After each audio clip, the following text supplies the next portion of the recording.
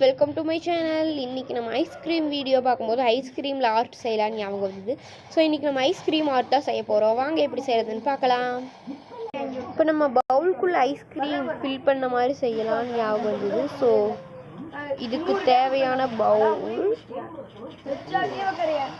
பவுல் ஃபுல்லாக colour grey colour பண்ணிக்கலாம்.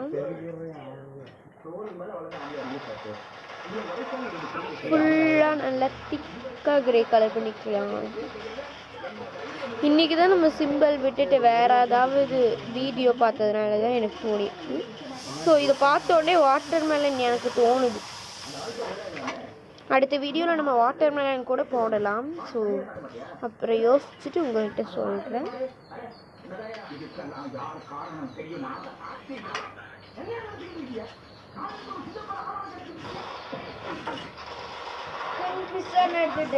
அடுத்தது நம்ம ரெட் கலர் வேணாம்.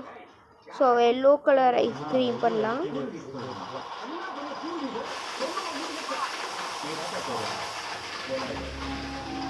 ஸோ ஐஸ்கிரீமில் அடுத்தது என்ன கலர்?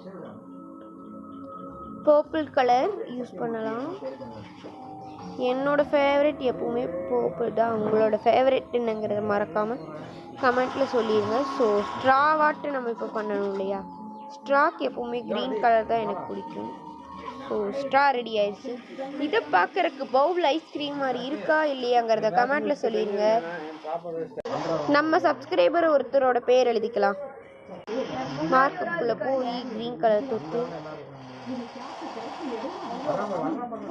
ரமேஷ்னு சொல்லி நம்ம பேர் எழுதிட்டோம்.